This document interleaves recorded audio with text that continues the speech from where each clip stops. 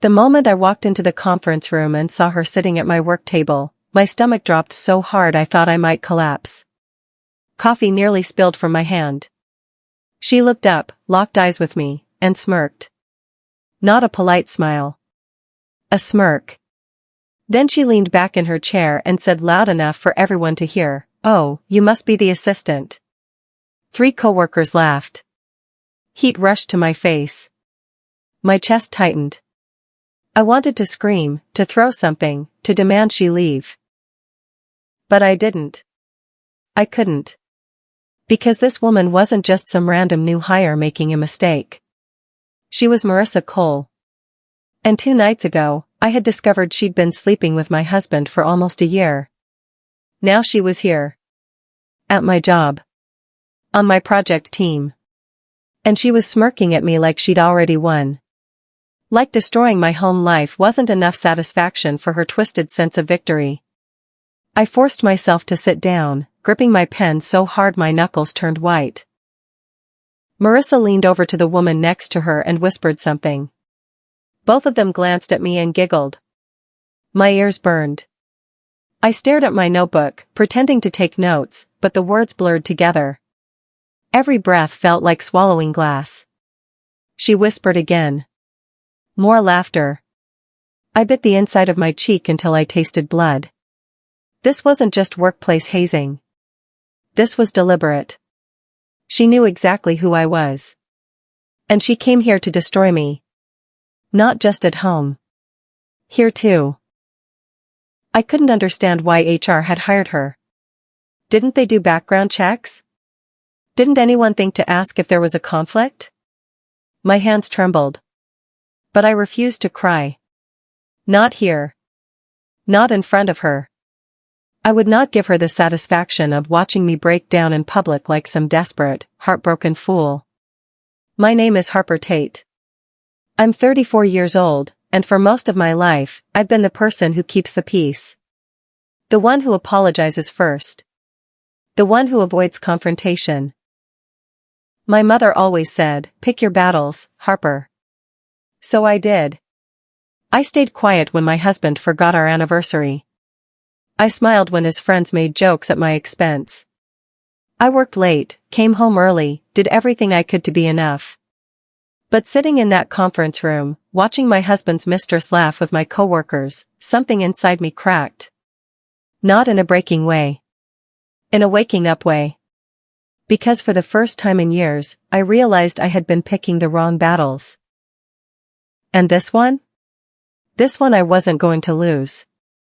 She expected me to fall apart. I could see it in her eyes. But I wouldn't give her that satisfaction. This time I was choosing myself, choosing my dignity, and choosing to fight back with patience instead of panic. 2 nights before this nightmare, I had been folding laundry in our bedroom when my husband's phone buzzed on the nightstand. He was in the shower. Normally, I wouldn't look. I trusted him. Or I thought I did. But something about the way he'd been acting lately made me pause. The late meetings. The new cologne. The way he turned his phone face down whenever I walked into the room. I picked it up. The message preview made my blood turn cold. Can't wait to see you tomorrow. Wear that thing I like. It was from someone saved as M. My hand shook as I opened the full thread. Hundreds of messages. Photos.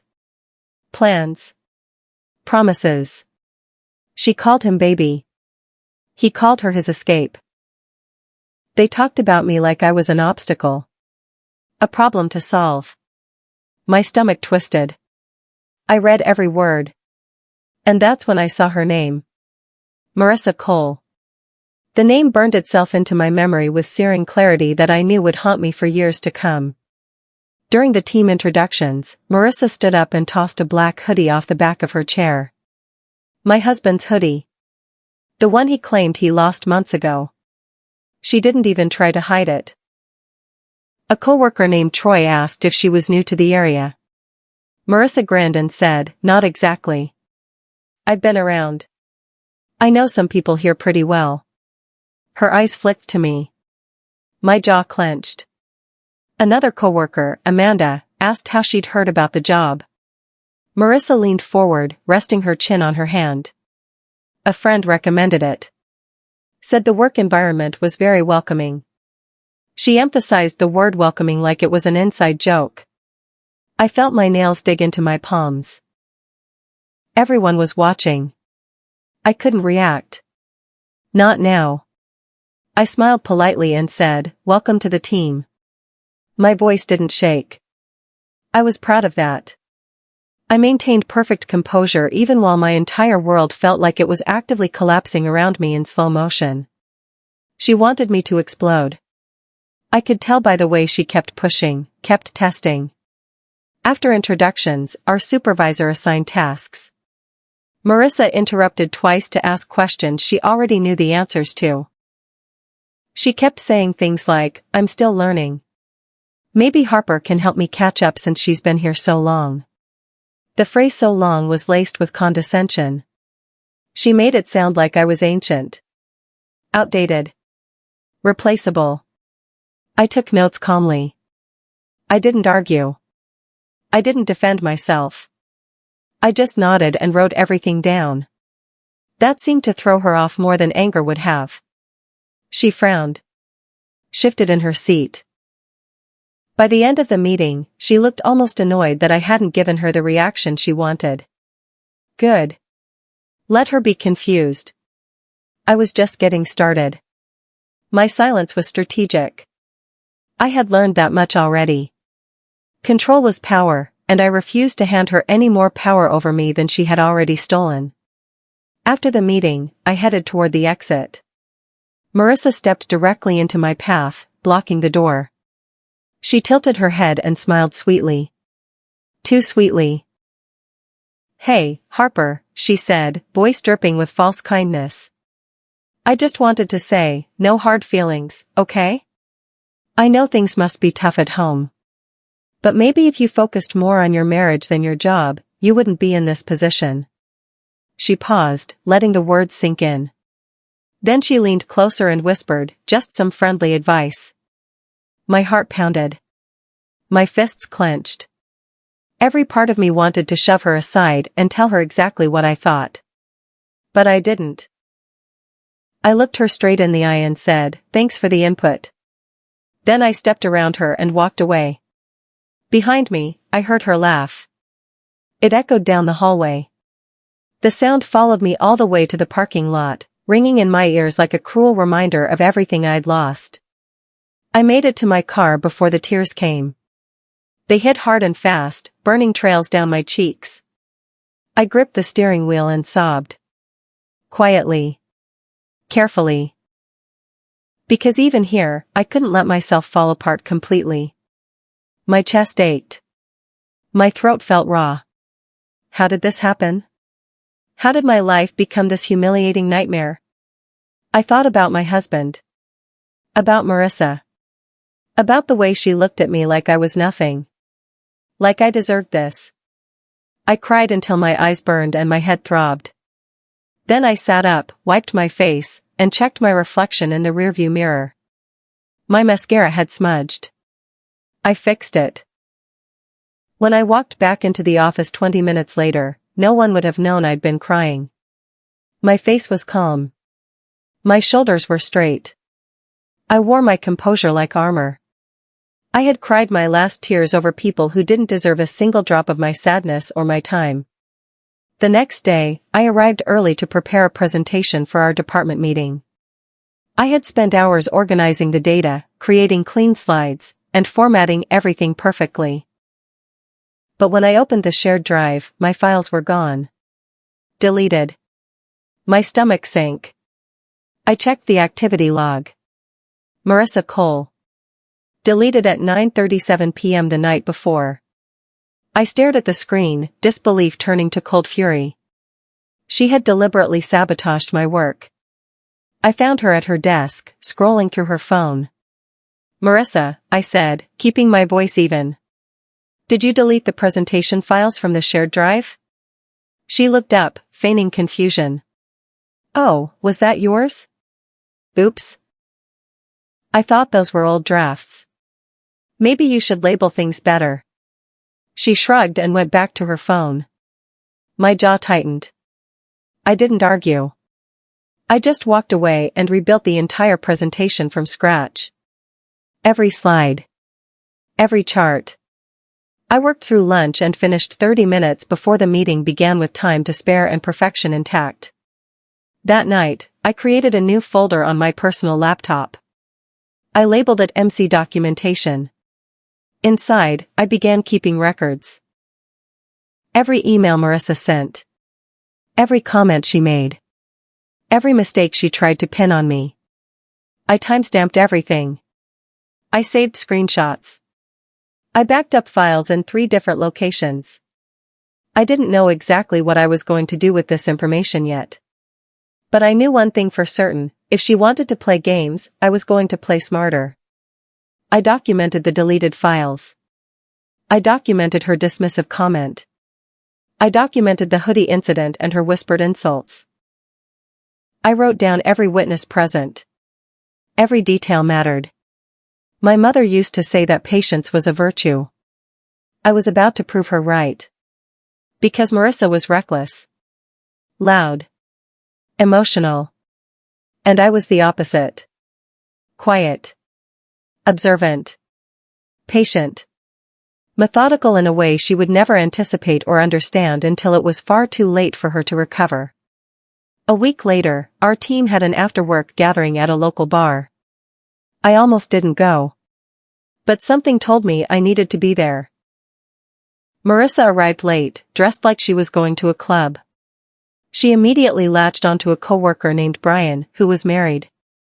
She laughed too loud. Touched his arm too much. Leaned in too close. Brian's wife wasn't there, but several of our coworkers were. I watched from across the room as people started to notice. Amanda whispered to Troy. Troy frowned. By the end of the night, Marissa had made herself the center of attention for all the wrong reasons. People were uncomfortable. She didn't care. She was too busy playing the role of the fun, carefree new girl. But I saw the cracks. Her confidence was turning into carelessness. And that carelessness was going to cost her everything. She was building her own professional grave, one inappropriate comment and one boundary violation at a time without even realizing it. The following Monday, HR called me into a private meeting. My heart raced as I walked down the hallway. Had Marissa complained about me? Was I in trouble? But when I sat down, the HR manager, Patricia, smiled gently. Harper, I just wanted to check in. Is everything comfortable on your team? Any concerns? I paused, choosing my words carefully. I didn't want to seem petty or emotional. I trust the restructuring process, I said simply. I'm focused on doing my best work. Patricia tilted her head, curious. Good to hear. We value your professionalism. She didn't say anything else, but I saw something flicker in her eyes. Interest. Maybe even approval. I left the meeting feeling something I hadn't felt in weeks. Hope. Because I realized something important. They were watching. And not just me. They were watching everyone. The company was evaluating behavior, performance, and professionalism across the board, and Marissa was failing every single invisible test being administered to her daily. What Marissa didn't know was that our company had been quietly restructuring leadership for months. Only a handful of senior employees knew about it. I was one of them. My manager had pulled me aside weeks earlier and told me I was being considered for a supervisory role. I had been working toward this promotion for 2 years. I had led projects. Mentored junior staff. Proven myself repeatedly. The announcement was supposed to come soon. Marissa had no idea. She assumed I was just another coworker she could bully. She didn't realize that while she was busy trying to humiliate me, I was being evaluated for a position that would change everything. I didn't tell anyone. Not my friends. Not my family. I just kept working. Kept documenting. Kept waiting. Because the best revenge isn't loud. It's strategic. It's waiting for the perfect moment when karma and preparation intersect to deliver justice more devastating than any angry confrontation ever could. Then Marissa made her biggest mistake yet. She forwarded an email thread to the entire department. The email was a private conversation where she mocked me, calling me pathetic and washed up. She made jokes about my marriage. She said I was probably terrible at my job. But instead of sending it to just one coworker, she hit reply all by accident. The entire department received it. Gasps echoed through the office. People stared at their screens in shock. I watched as Marissa's face went pale. She tried to recall the email, but it was too late. Someone had already forwarded it to HR. She stammered an apology, claiming she was stressed and didn't mean it. But the damage was done. People saw who she really was. And I didn't have to say a single word. I just sat at my desk, calm and composed, while her reputation crumbled around her.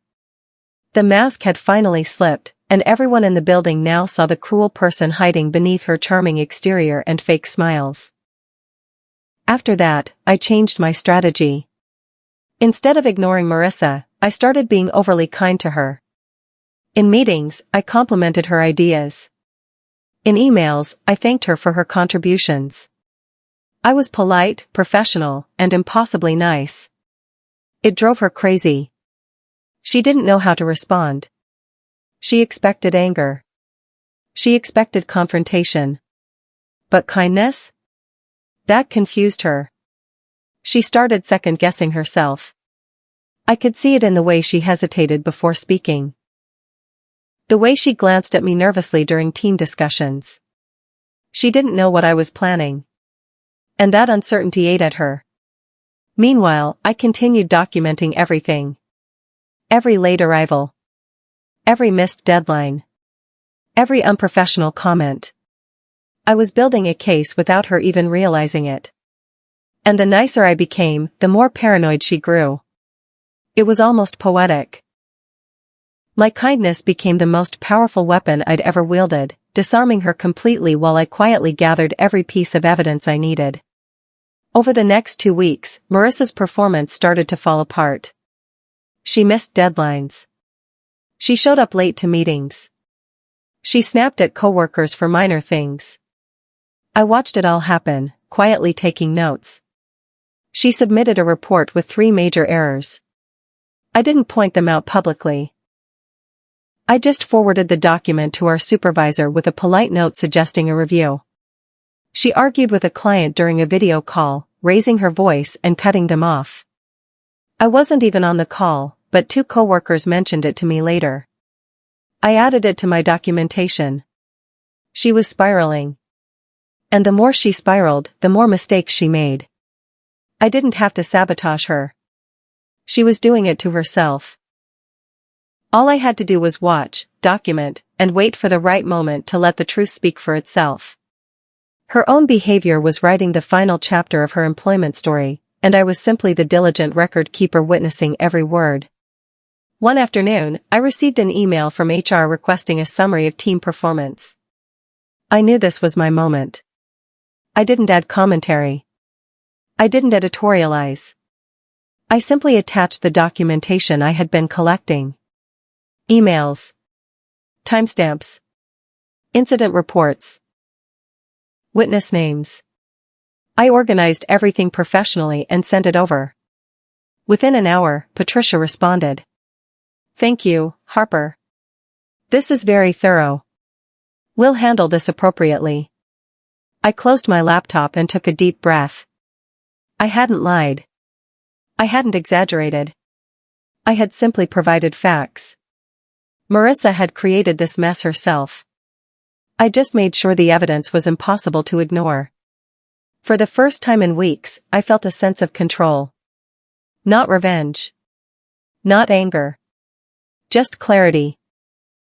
I had done my job well. And soon, everyone else would see the truth too. The documentation folder I'd carefully maintained was about to become the most important professional tool I'd ever created in my entire career. The next team meeting felt different. Tense. HR sat in the back, observing silently. Patricia took notes. Marissa tried to dominate the conversation, talking over people and insisting her ideas were best. But she stumbled. She contradicted herself. She got defensive when questioned. I stayed quiet, only speaking when asked directly. I was calm. Clear. Professional. By the end of the meeting, the difference was obvious. Marissa looked frazzled. I looked composed. After we were dismissed, I saw Patricia pull our supervisor aside. They spoke in low voices, glancing toward Marissa. I didn't need to hear the conversation to know what was happening. The wheels were turning. And there was nothing Marissa could do to stop them. Her arrogance had built the fire. HR was about to light the match. The contrast between her chaotic energy and my steady professionalism could not have been more stark or more damaging to her rapidly deteriorating position. A week later, Marissa was pulled into a meeting with HR and our supervisor. When she came back, her face was pale. She had been placed under evaluation. She was required to report her progress weekly to a supervisor. She assumed it would be someone neutral. Someone who didn't know about her behavior. She even joked to a coworker that she'd be fine as long as it wasn't me. I didn't correct her. I didn't say anything. I just smiled politely and went back to work. She had no idea what was coming. And I wasn't going to ruin the surprise. Over the next few days, she kept asking who her new supervisor would be. No one told her. HR kept it confidential. I watched her grow more anxious with each passing hour. She tried to be on her best behavior. But it was too late. The decision had already been made. Her fate was sealed the moment she decided cruelty was more important than competence, and now she would learn that lesson the hardest way possible. The announcement came during a full department meeting. Our director stood at the front of the room, smiling. We're excited to announce a new department supervisor, he said. This person has demonstrated exceptional leadership, professionalism, and dedication. Please join me in congratulating Harper Tate.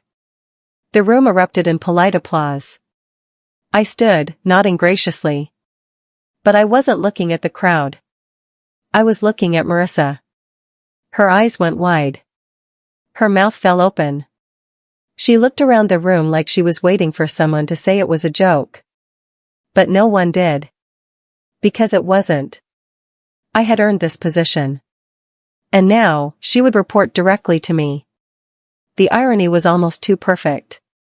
She had come to my workplace to destroy me. Instead, she had handed me the tools to dismantle her entire strategy. The look of absolute horror and disbelief on her face was something I would remember for the rest of my professional life. It took a few seconds for the realization to fully hit her. When it did, Marissa stood up so fast her chair scraped loudly across the floor. No, she said, her voice shaking. No. No. Not her. The room went silent. Everyone stared. She was breathing hard, face flushed, fists clenched. This is insane.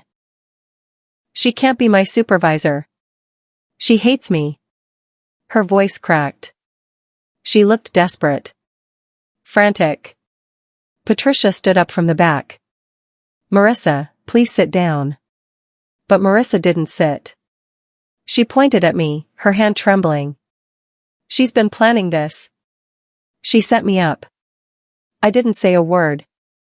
I just stood there, calm and steady. Patricia stepped forward. Marissa, you're making this worse. We need to talk privately. Now. Marissa's face crumpled. She looked around the room one last time, then stormed out, slamming the door behind her. The sound echoed through the stunned silence like a final punctuation mark on her complete and total professional meltdown. The HR meeting that followed was exactly what I expected. Marissa tried to accuse me of bias. She claimed I had a personal vendetta. She called me vindictive and emotionally unstable. but Patricia calmly opened a file on her desk. Inside were copies of every email Marissa had sent mocking me. Every report showing her missed deadlines. Every witness statement about her unprofessional behavior. Patricia read them aloud, one by one. Marissa's face went from angry to pale to horrified. She tried to interrupt, tried to explain, but Patricia held up a hand. These are your actions, Marissa. Your emails. Your mistakes. Harper didn't create this. You did. Marissa sputtered, searching for words that wouldn't come. Reality was crashing down on her like a tidal wave. And there was nothing she could do to stop it. She had buried herself. I just handed HR the shovel. Every accusation she hurled at me was immediately disproven by her own documented behavior and her own careless, cruel words. By the end of the week, Marissa was placed on probation. She was removed from all client-facing projects and reassigned to administrative tasks. Coworkers who once laughed at her jokes now avoided her completely. The office golden girl had crumbled. And it wasn't because I destroyed her. It was because she destroyed herself. Her arrogance made her sloppy. Her cruelty made her enemies. Her recklessness made her unemployable. I didn't have to lift a finger. I just had to stay out of her way and let her choices catch up to her. Within 2 weeks, she stopped showing up. HR confirmed she had resigned. No goodbye email. No farewell lunch. She just disappeared. And honestly? I felt nothing. Not satisfaction. Not relief. Just a quiet sense of peace. Because I had one. Not by stooping to her level. But by staying above it. She had gambled everything on destroying me and lost absolutely everything in the process, including her dignity and her future. A few days before she left, Marissa cornered me in the break room. Her voice was shaking. Did you plan all of this? She asked. I looked her in the eye. For a moment, I considered lying. Being cruel. Throwing her words back in her face. But I didn't. No, I said simply. You did. I just stayed out of your way. She stared at me, searching for something to argue. But there was nothing. She knew I was right. She had burned every bridge herself. She had made every mistake. She had chosen cruelty over professionalism. And it cost her everything. She opened her mouth, then closed it. Finally, she turned and walked away. I never saw her again. And I was okay with that. Because my life was finally moving forward. And she was nothing but a memory of a battle I won without ever throwing a punch. The truth was simple. She had defeated herself while I simply refused to join her in the chaos and destruction. My divorce finalized quietly a few months later. My husband tried to apologize, tried to explain. But I was done listening. I kept the house. I kept my dignity. I kept my career. My new office had a window with sunlight streaming in every morning. My team respected me. My work felt meaningful again. I still thought about Marissa sometimes. Not with anger. Just with clarity. She thought she could humiliate me. She thought I was weak. But strength isn't loud. It's steady. It's patient.